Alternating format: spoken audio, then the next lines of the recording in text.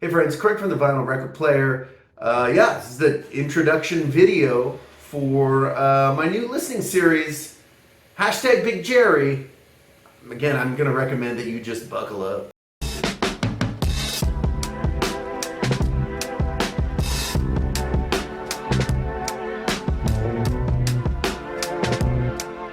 Alright, so let's go ahead. You know what? Not going to show a lot of records this time. This is just an intro video. I had a note from one of the viewers of this fine channel who had kind of brought up the idea of Jerry Butler and how they really had no experience with hashtag Big Jerry. And I thought to myself, you know what I need to do? I simply need to do a listening guide with both a beginner's guide to Jerry Butler and an advanced guide to Jerry Butler. Hey, it's possible already you're like, okay, I'm looking for an opportunity to exit stage right, and that's fine. But I can guarantee you on the web, no one else has done a listening guide for Jerry Butler. I'm planning to pioneer this. So at any rate, let's just go ahead and start and kind of give an overview here.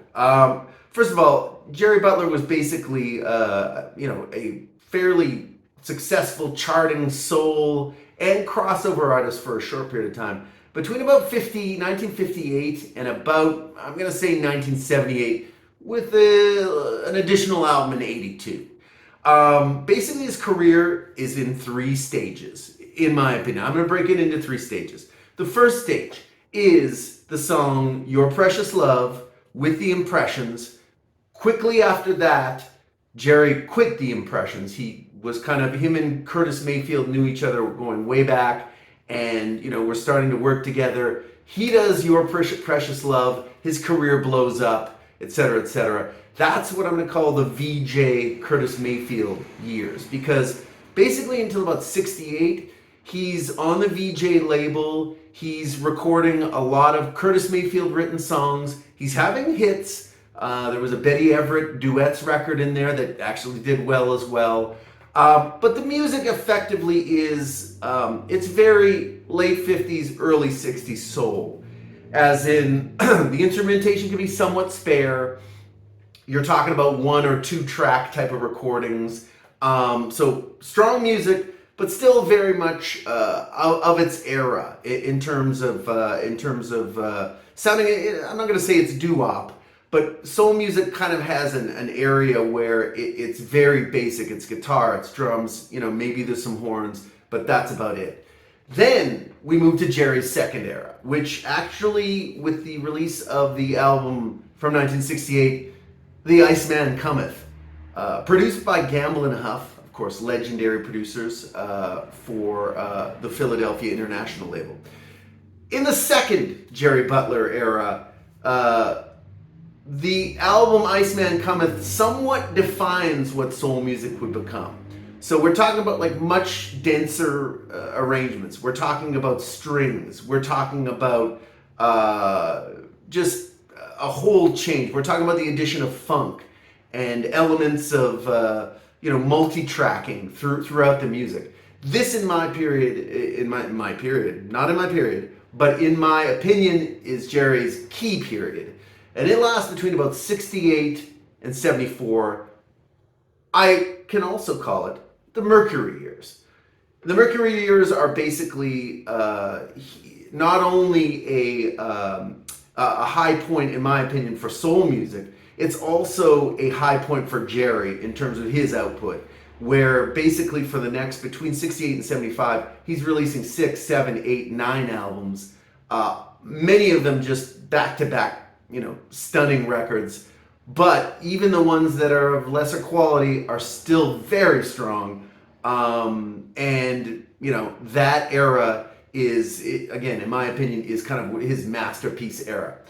The third era of Jerry Butler, of course, is the Motown years I'm going to call it / disco. Because unfortunately, if you know much about the history of soul music, basically disco, like grunge, destroyed metal. Disco kind of really put the boots to soul music. So while there were some, I guess in terms of classic soul, while there were definitely soul artists that did effective work in the disco arena. It did sort of offer up a changing of the guard in terms of soul music in general. Jerry, in my opinion, this is one of his probably his weakest period. And that simply is because it seems like during that middle period, the Mercury period, he's heavily involved in the production. He writes a lot of the songs. He creates basically a songwriting workshop in Chicago and has friends and relatives and a variety of folks who are in the industry and maybe trying to get into the industry, writing and performing his material, and it's just sort of a massively creative era.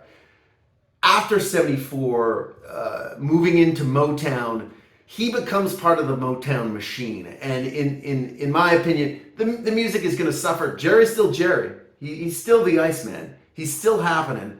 But in essence, you're talking about an era in which his star is beginning to fade, both musically and also on the charts. Still a lot of great material from that era, but it's important to note that this is kind of, again, we're talking about a soul artist here, people.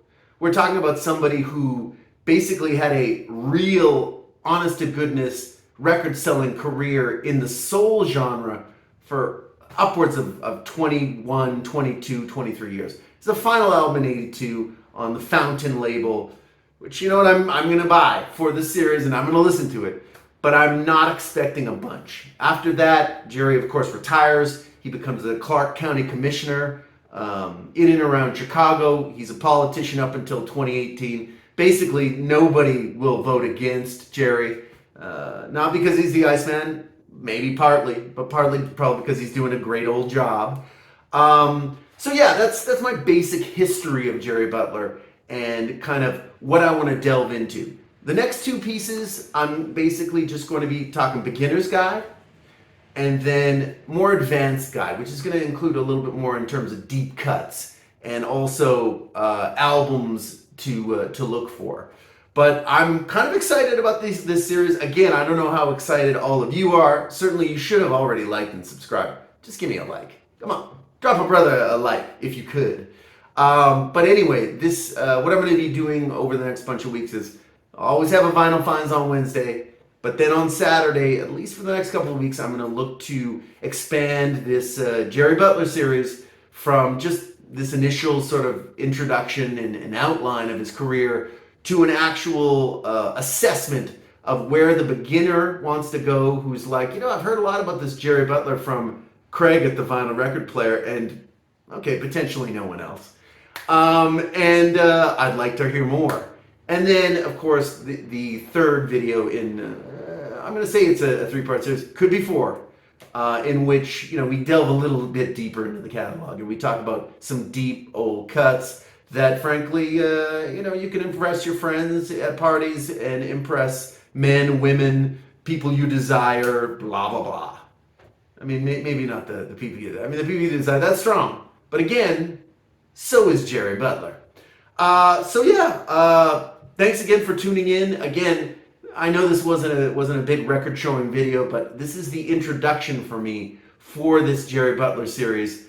I hope you're interested in checking it out. Like I say, we'll see you next week for it. Otherwise, again, tune in on Wednesday for Vinyl Finds. I will be producing those pretty much continually throughout the year. So thanks for tuning in. We'll see you on the next one.